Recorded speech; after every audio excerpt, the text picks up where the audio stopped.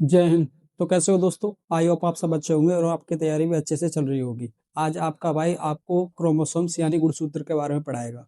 आप इस वीडियो को पूरा देखिए, आपके बहुत कुछ समझ में आएगा और ए टू जेड लगभग लगभग सारे क्वेश्चन तैयार हो जाएंगे आपके। चलिए स्टार्ट करते हैं।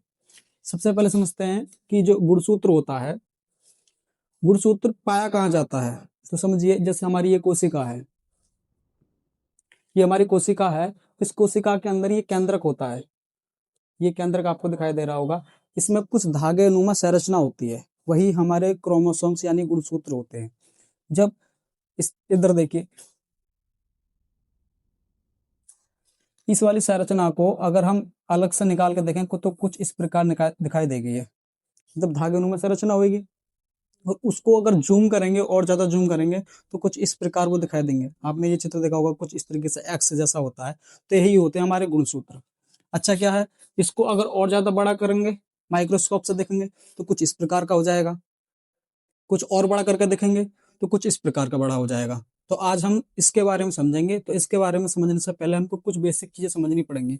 सबसे पहले समझते हैं कि गुणसूत्र इंग्लिश में बोलेंगे हम क्रोमोसोम्स। गुणसूत्र को इंग्लिश में क्या बोलते हैं? क्रोमोसोम्स। ये बने किस चीज के होते हैं? ये बने होते हैं डीएनए और प्रोटीन के। अब डीएनए क्या होता है? Deoxy ribose nucleic acid. Protein, protein हमें भोजन से प्राप्त होता है। एनिमल एनिमल का जो मीट होता है उस समय प्राप्त होता है। ठीक है। तो देखो, डीएनए और प्रोटीन से बने धागे जैसी संरचना होती है। गुणसूत्र जो होते हैं वो डीएनए और प्रोटीन से बनी हुई धागे नुमा संरचना होती है। ठीक है। इसकी खोज किसने करी थी? इसकी खोज करी थी वेल्थेयर फ्लेमिंग।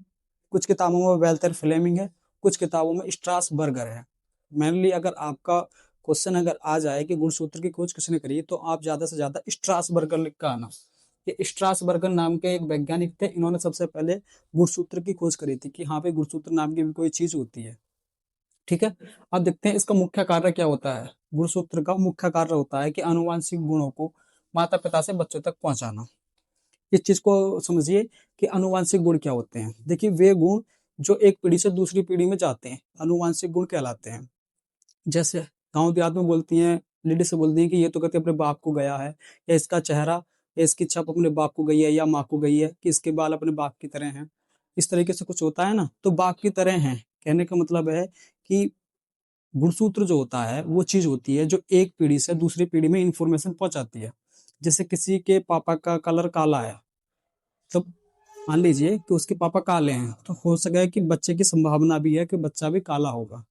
पर ऐसा जरूरी नहीं है कि मम्मी अगर गोरी होगी तो हो सके बच्चा गोरा हो जाए। वो दोनों के ऊपर डिपेंड करता है कि मम्मी पापा अगर काले हैं तो बच्चा भी काला होगा, और मम्मी पापा गोरे हैं तो बच्चा भी गोरा होगा। ये मतलब मोटी मोटा आपको समझाने के लिए बताया मैंने कि एक पीढ़ी से दूसरी पीढ़ी में जो गुण जाते हैं वही अनुवांशिक गुण कहलाते हैं। ठीक है। अब देखते हैं इसके मुख्य भाग क्या होते हैं। क्रोमेटिड, सेंट्रोसोम, टेरीमेर और जेन। इसके हम आगे पढ़ेंगे ये चीज। अब देखो किससे किससे बनी होती है? डीएनए और हिस्टोप्रोटीन से। किससे बना होता है? देखो डीएनए, लेकिन प्रोटीन कौन सी होती है गुणसूत्र के अंदर? प्रोटीन होती है हिस्टेन प्रोटीन। ठीक है। अब आगे समझते हैं। देखो, गुणसूत्र क्रोमोसोम्स की संख्या मनुष्य में कितनी होती है? 46, 23 जोड़े। मनुष्य में कितनी होती है? 23 जोड़े। और जो चिंपैंजी होता है, चिंपैंजी बंदर जो होता है, उसके अंदर होती है 48। ठीक है। देखो, जो बच्चा होता है उसमें 23 गुणसूत्र तो मम्मी से आते हैं और 23 गुणसूत्र पापा से आते हैं।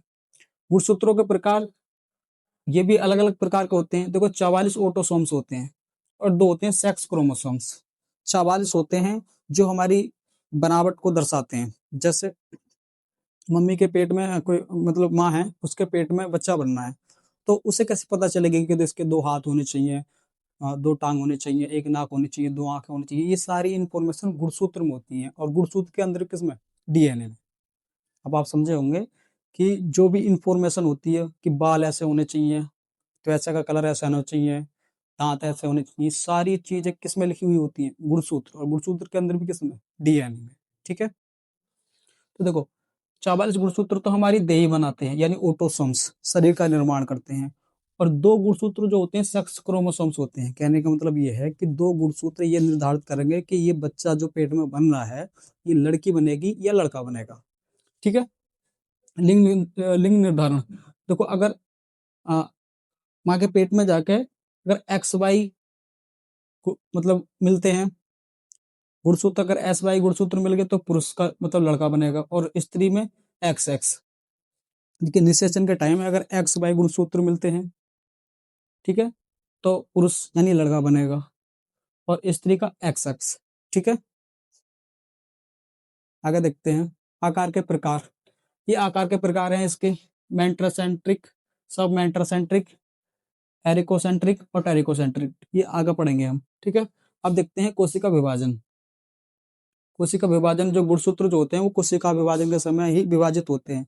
एक तो होता है माइटोसिस, एक होता है म्यूसिस। अगर आपने ये वाली चीज नहीं जानते हैं तो इसके लिए मैंने एक वीडियो बना रखा है, आप उसको जाकर उसे देख सकते हैं। संबंधित रोग, देखो गुणसूत्र की कमी या ज्यादा होने से भी रोग हो जाता है। कमी या ज्यादा होने से कैसे रोग हो जाता है, अगर कम हो जाते हैं तो बुद्धि कम हो जाती है, लंबाई कम हो जाती है। जैसे एक है डाउन सिंड्रोम, गट्टा रह जाते हैं, कोट मोटा हो जाता है, तालू मोटे हो जाते हैं। ये रोगों के बारे में कभी पढ़ेंगे तब हम आपको बताएंगे। Centrosomes, Turner syndrome, Klinefelter syndrome, down syndrome, Klinefelter syndrome और टर्नर सिंड्रोम। ठीक है, एक में 45 हो जाते हैं, इन दोनों वाली बीमारी में 45 हो जाते हैं, और क्लैनीफोर्ड में होते हैं 47। ये आपको याद रखना है। ठीक है, अब आपको बात समझ में आई होगी कि गुणसूत्र जो होते हैं, दोबारा समझ लेते हैं थोड़ा सा।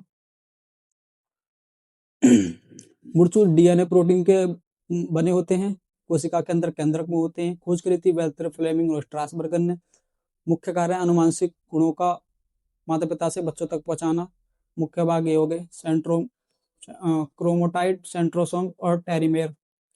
किससे बने होते हैं, डीएनए हिस्टोप्रोटीन से बने होते हैं। मनुष्य में कुल संख्या 44 होती है, 23 जोड़ी माता से होते हैं, 23 जोड़ी पिता से होते हैं। गुणसूत्रों के प्रकार में 44 ऑटोसोम्स होते हैं, 2 सेक्स क्रोमोसोम्स होते हैं। 2 सेक्स क्रोमोसोम से ही मतलब पता चलता है कि लड़की बनेगी या लड़का बनेगा। अगर एक्स वाई मिल गए तो लड़का बनेगा, और एक्स एक्स मिल गए तो लड़की बनेगी। ठीक है, अब कोशिका विभाजन देखते हैं।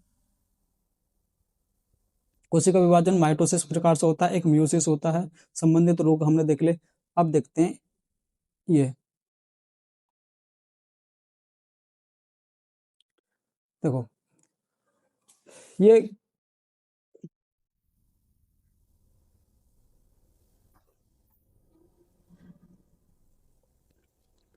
गुणसूत्र किस इस प्रकार का होता है। गुणसूत्र जो होता है कुछ इस प्रकार का होता है, ये आपस में से चिपटा रहता है इस तरीके से। जब इसे हम थोड़ा सा खोल कर देखते हैं इस तरीके से, तो स्प्रिंग की तरह छल्ला टाइप का, और ये डीएनए इस तरीके से डबल एक्सेल बन जाता है इस तरीके से जो होता है। ये वाला चित्र आपने देखा होगा इस तरीके से। ठीक है, अरे क्या बना दिया है, दोबारा देखिए। ऐसे खींचते हैं, उसके बाद इसमें से कुछ इस तरीके से निकलेगा, तो ये डीएनए होता है। अब इसमें पढ़ते हैं, देखो ये एक, ये वाली जो चीज है, ये सिंगल चीज इस तरीके से है, तो ये वाली जो सिंगल चीज है, ये वाली, इसको उठा कर यहाँ पर लगाया गया है इस तरीके से। अब इसके कुछ भाग होते हैं, जैसे मैट्रिक्स, मैट्रिक्स हो गया, और ये क्रोमोन्यूमेटा होगा, क्रोमियर हो गया, पेलिकल हो गया, सेंट्रोमियर होगा, प्राथमिक संकीर्ण, द्वितीय संकीर्ण और सैटेलाइट। इनके बारे में क्या करके समझते हैं। सबसे पहले समझते हैं मैट्रिक्स। ये मैट्रिक्स क्या होता है। मैट्रिक्स, देखो गुणसूत्र का आंतरिक द्रव्य जिसमें अन्य भाग स्थित होते हैं। ये मैट्रिक्स आपको लिखा दिखाई दे रहा है, ये थोड़ा सा मैट्रिक्स होता है, इसमें कुछ पानी टाइप का भरा होता है, उसे बोलते हैं मैट्रिक्स। ठीक है, अब दूसरा आता है क्रोमोनोमीटर, क्रोमोनीमेटा। क्रोमोनीमेटा थोड़ा मिस्टेक हो गया लिखने में।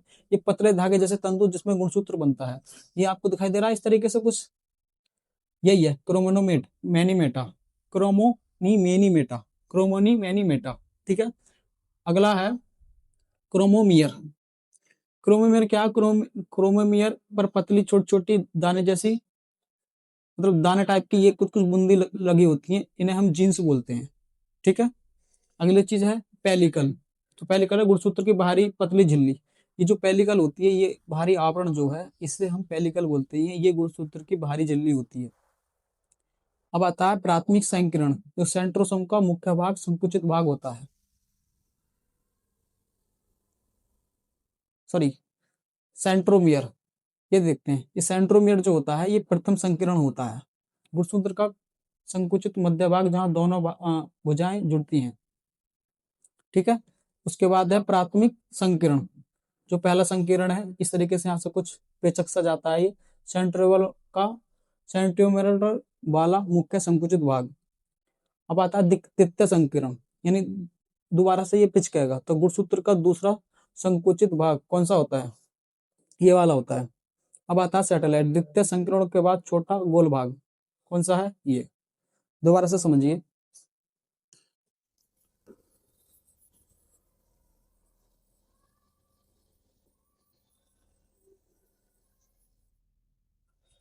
सबसे पहले समझते हैं। देखो मैट्रिक्स, इसके अंदर पानी टाइप का भरा होगा। क्रोमोनीमेटा, ये इस तरीके से धागे नुमा संरचना होंगी। क्रोमोनोमियर, इस पर दाने दाने संरचना होंगे जिन्हें हम जीन बोलते हैं। पेलिकल, इसके भारी और आवरण होता है ये। सेंट्रोमियर, ये प्रथम संकीर्ण का मध्य वाला भाग होता है। प्रथम संकीर्ण ये यहाँ से पिचक जाएगा थोड़ा सा। उसके बाद द्वितीय संकीर्ण, ये दो भागों में विभाजित कर देगा। और सैटेलाइट सबसे छोटा और गोल भाग होता है। ठीक है, अब आपको समझ में आ गया होगा। अब आगे देखते हैं। अब देखिए, मनुष्य के अंदर कितने गुणसूत्र होते हैं, 46 होते हैं। कुत्ते के अंदर 78 होते हैं। बिल्ली के अंदर 38 होते हैं। गाय के अंदर 60 होते हैं। भेड़ के अंदर 44, बकरी के अंदर 60, घोड़ा के अंदर 64 होते हैं। गधे के अंदर 62 और चूहे में 40। फल वाली मक्की होती है 8 होते हैं। मटर के पौधे में 14, प्याज में 16, चावल में 24 और गेहूं में 42। ठीक है, ये कुछ गुणसूत्र हैं, आपके बहुत ज्यादा काम आ जाएंगे, परीक्षा में भी आते रहते हैं ये गुणसूत्र। अब समझिए, मनुष्य में कितने होते हैं, 46 जोड़े। 46 जोड़ी, लेकिन चिंपैंजी जो होता है, चिंपैंजी जो बंदर होता है, उसमें 48 होते हैं। ठीक है, अब फूल गोभी, देखो फूल गोभी, फूल गोभी और प्याज, इनमें 18-18 होते हैं। फूल गोभी और प्याज में कितने होते हैं, 18-18 होते हैं। ठीक है, आई होप ये क्लास आपको अच्छी लगी होगी। मिलते हैं अगली वीडियो में। जय हिंद।